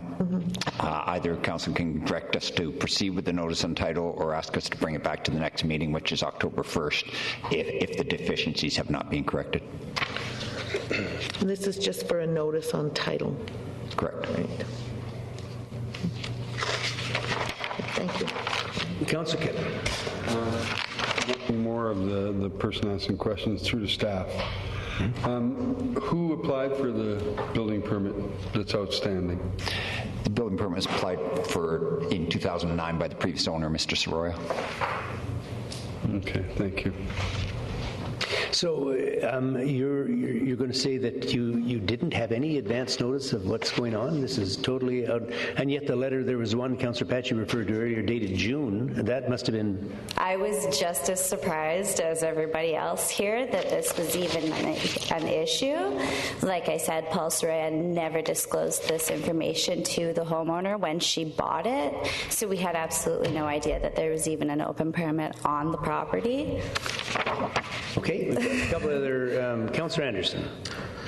Thank you, Mr. Chair. I was just in the process of writing a motion. I was going to say that we should give, is this person called the applicant? Is that what they would be called? The delegation. Well, then that council by resolution give the delegation 2 weeks from today's date, and if the deficiencies are not brought up to standards, instruct the manager of legislative services to file a bylaw contravention notice respecting 522 Hackett Street, incomplete building permit / interior alterations to residential building at the Land Title and Survey Authority of British Columbia under Section 57 of the Community Charter. Okay, is there a seconder for that? And may I speak to it as well? She's asked for 2 weeks, and I think that's reasonable, but if I can see that this has gone back to 2009, and that's a significant period of time for it to go unnoticed for that long. So she says that it can be finished within 2 weeks. If it's not finished within 2 weeks, it should go ahead and be put on title is the reason why I made the motion in the way that it is, instead of waiting until the October council meeting. So just for clarification to staff, the intent of the motion is that it does not need to come back to council, but if in the space of 14 days that the work hasn't been resolved, that staff can simply go ahead and submit the documentation under 5.7? Is that what your understanding of it is, to whoever's listening? Yes, Your Worship. Okay. Okay, well, everyone was looking down. I wasn't sure who I was supposed to be talking to. Councillor Greaves, did you want to add something? Yes, Your Worship, thank you. You can't get anything done in 2 weeks. I'm getting someone to tile my foyer. It's a simple little job, and it's going to take a week just to get the guy there. And that's just one little job. So I would go 30 days. I would like the councillor to extend it to 30 days, and I'd gladly go for that. That would be much appreciated. Okay, that's a friendly amendment that we're making. You're accepting this friendly. 30 days. 30 days from today's date. Okay with that too. Good. Okay. Anything further on that? Councillor Brennan, you had something else? Yeah, I'd like to ask the staff, how long does it take to register, for the registration on title to take effect? If we were to start tomorrow, when would it appear? Usually it takes about 10 days. 7 to 10 days. But we start the process tomorrow, and once it's initiated, it's not something we can recall. Right. The second issue I would like to just clarify is this is a safety issue. The sprinkler system is not operating correctly. This is getting approval from an engineer that both the system is working properly and signs off. So it could be done. I certainly understand Councillor Greaves working with the contractor. This is an engineer who's been on board for a couple of years, so it could proceed quickly, but I concur with Councillor Greaves that these things can get delayed. I have some hesitation to agree to the 30 days, and it's precisely because the reason that the owner is in this situation is because there was no notice on title.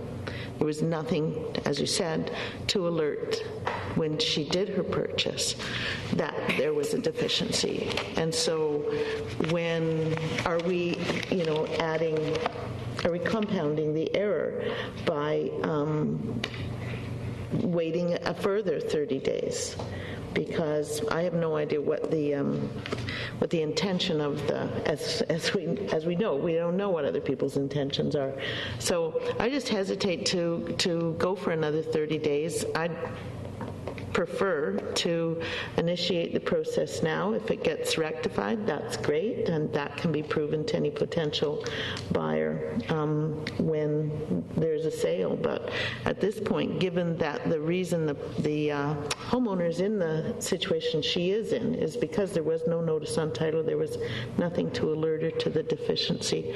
So I won't support the motion. My feelings are somewhat similar, Councillor Brennan, in that the applicant actually asked, or the delegation asked for 14 days, so I'm not sure why we would want to give more if the delegation is comfortable. I asked the question earlier that the work could be done in 14 days. You felt that it could be. I was told by the mechanical company who installed it in the first place to ask for 2 weeks. So I'm assuming that would be because they feel they can have it done within that time.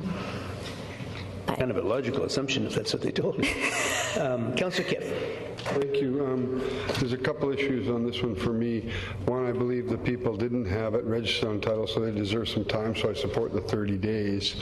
But my other point is basically not directed to this motion. It's about the building permit. Can someone else finish the permit and sign off if they're not assigned agent to the person who originally filed that application for a building permit? And if they're not the registered owner on the property anymore, if they filed for that building permit, is that building permit still valid, or would they have to take out another permit to get the work done? Sorry. Oh, both situations could occur. The previous owner can redirect the permit to the new owner, or the new owner could apply separately. In this case, the same engineer is on board for the project through the previous owner and this owner. Therefore, he's committed to signing off on it through a letter of assurance. Therefore, we're following that route. Okay, thank you. We'd be keeping the same engineer and the same people who did everything, so there's less deficiencies to worry about grading. I appreciate the fact that it's a safety issue and needs to be fixed. Absolutely. Okay, so for clarification on it now, your motion, Councillor Anderson, is now 30 days? Yeah, sure. No glares now. No glares. Yes, I did. Okay. Okay, so just want to make sure that what we're voting on. So the motion you're having is 30 days to have this work done. Okay, all those in favor? Opposed? Councillor Pachi opposed. Bounce Council in favor. The motion passes. And so that means in 30 days it has to be finished. Absolutely. There'll be no further extensions. Thank you very much. Thank you. Moving into corporate services, strategic plan implementation, report to be introduced by Ms. Hartley, the Director of Human Resources and Organizational Planning.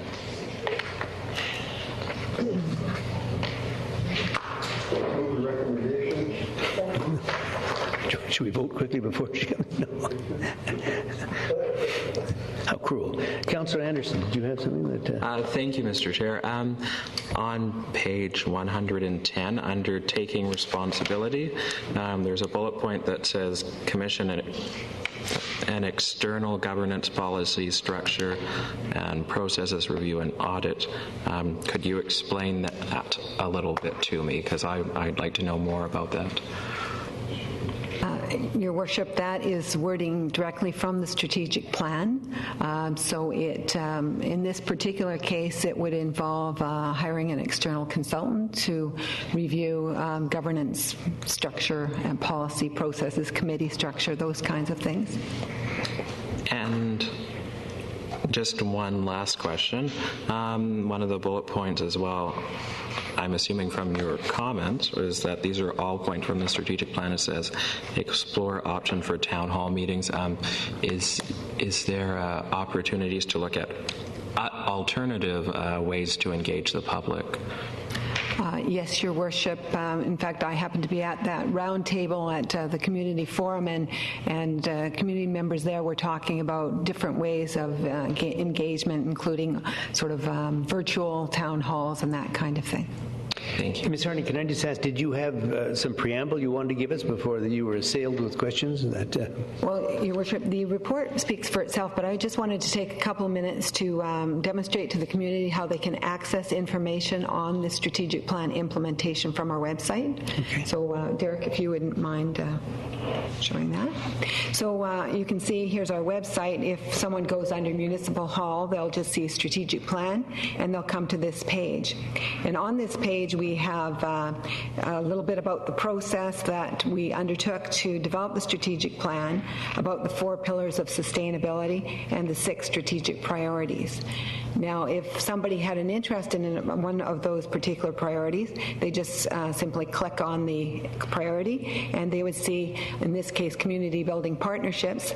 They would see that Ted Swaby is the executive sponsor, so overall contact for that priority from a staff perspective.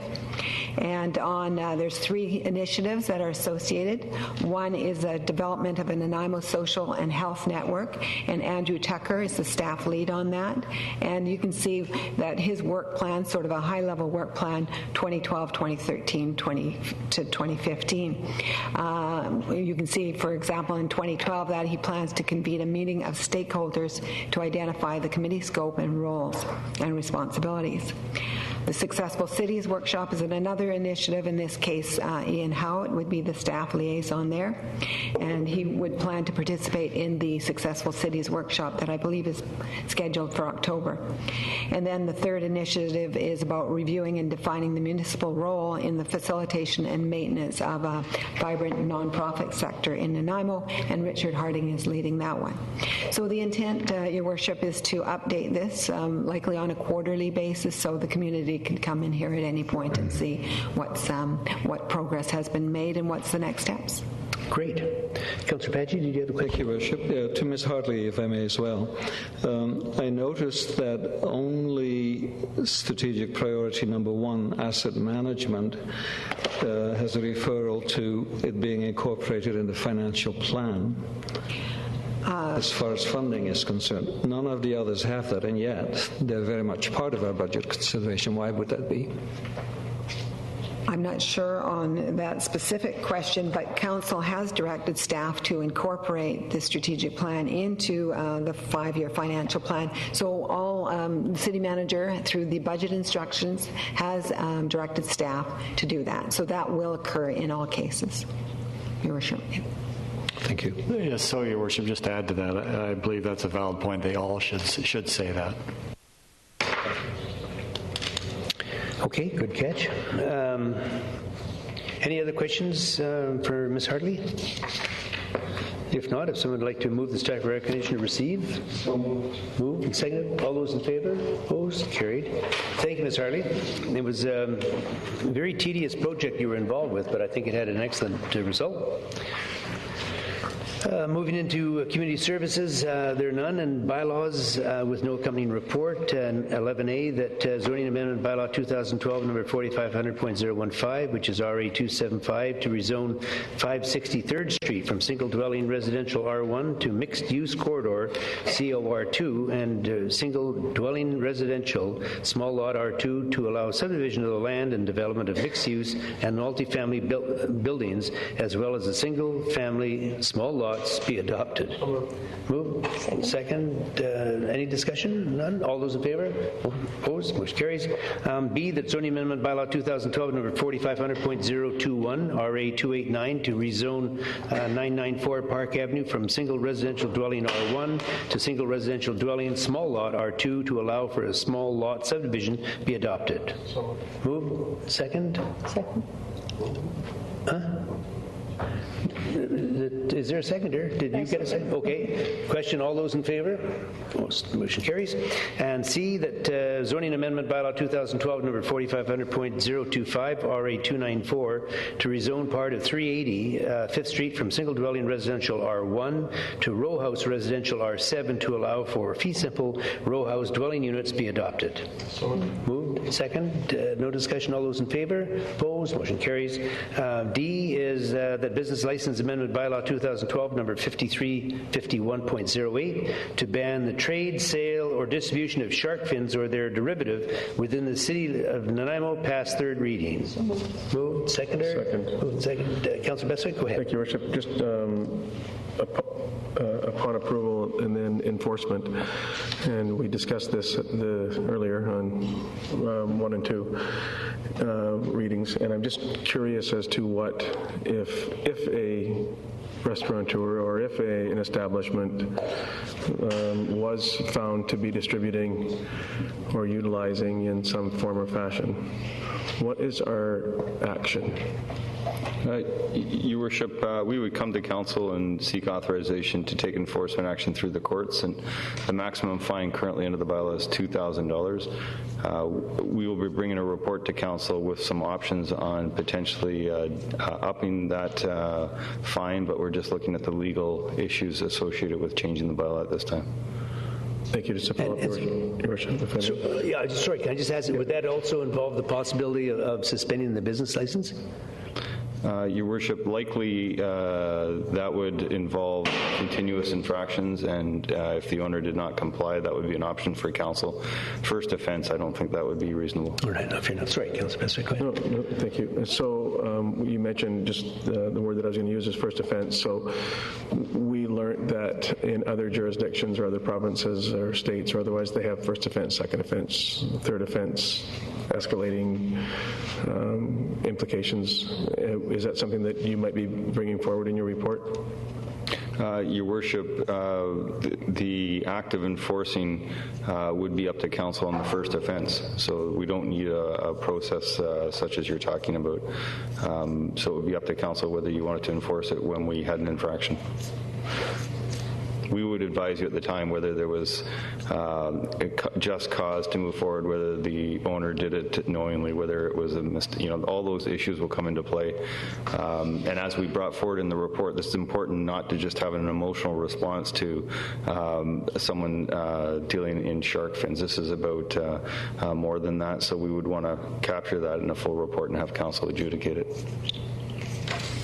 And just to follow up, Your Worship, so it might say first offense up to or may in our wording. Is that something that you'll bring back in your report? No, Your Worship, I wasn't intending to bring back anything to do with first, second, third offenses. What I'm suggesting is that council has the ability to enforce every time someone is in contravention, and we would bring that to council for consideration.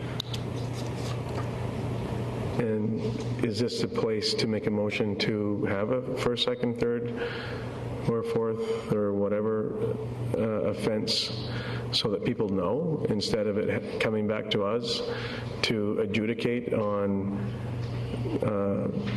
the offense, if there were to be one? Your Worship, I don't know any of the details of what Councillor Bestwick's talking about, and that's something I would have to investigate for council.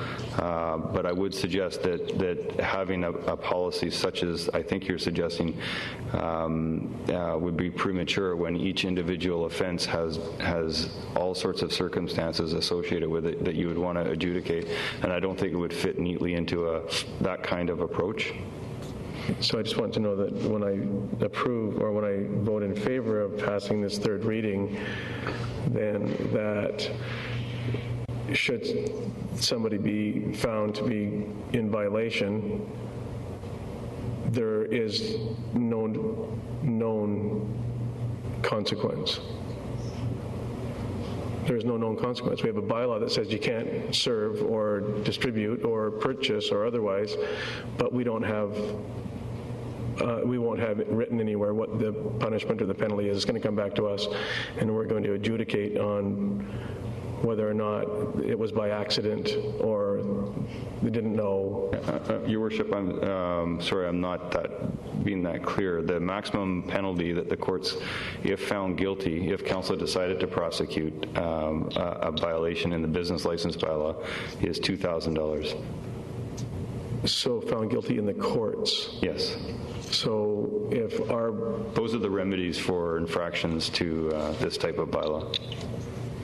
So we don't have city enforcement whatsoever other than to take them to court? We certainly have enforcement in terms of moral suasion, and we have contraventions daily with all types of building business licenses that we deal with.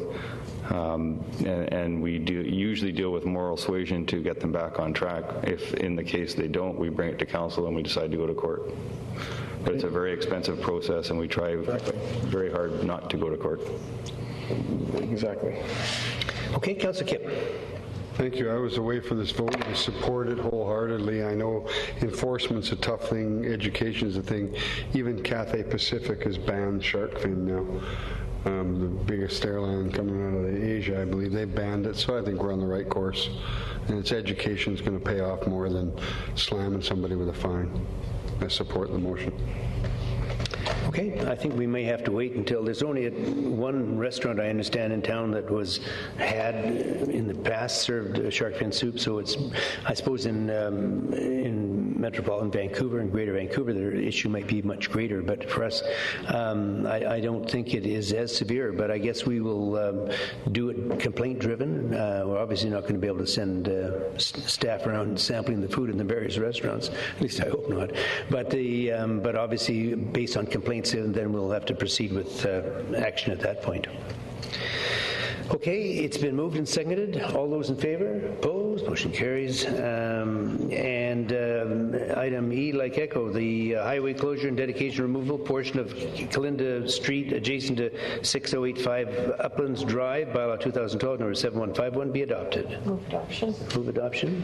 Is there a seconder? Sure. Seconded. See no discussion. All those in favor? Opposed? Motion carries. There's no correspondence, no council appointments, and so we'll move down to question period.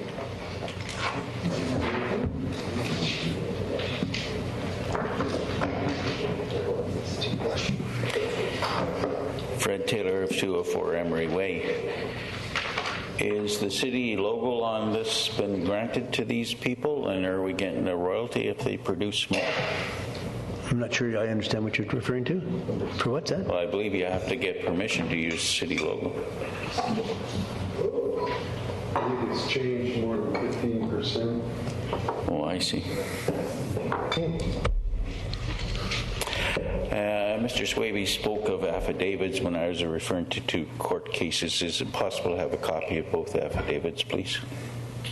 Mr. Swaby, I don't think there'll be a problem. Could you hear the question? Your Worship, we'll have to investigate. I thought Mr. Taylor was referring to the affidavit. I don't know if we have a copy. Well, you stated that there were such things. I would think they'd be on file. Your Worship, we'll take that under advisement. We may wish to speak to our solicitor because we don't want to do anything to jeopardize privilege.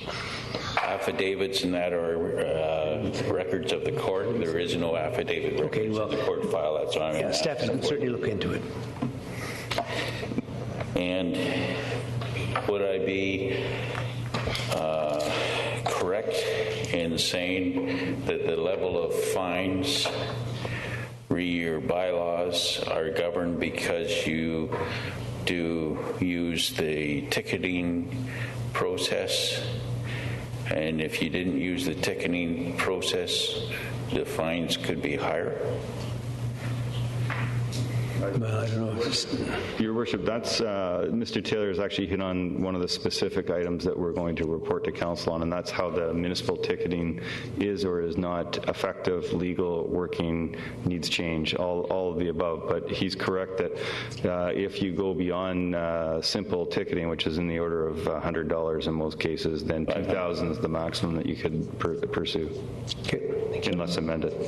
So that's coming up for study so that we can, as Mr. Bestwick, I believe, asked last meeting about the pins, I believe it was him, about the level it was only limited, but I think if the study might show the way that you can increase it.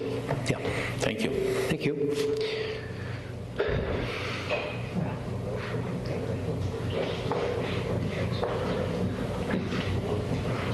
Ron Boland, 3165 King Richard Drive.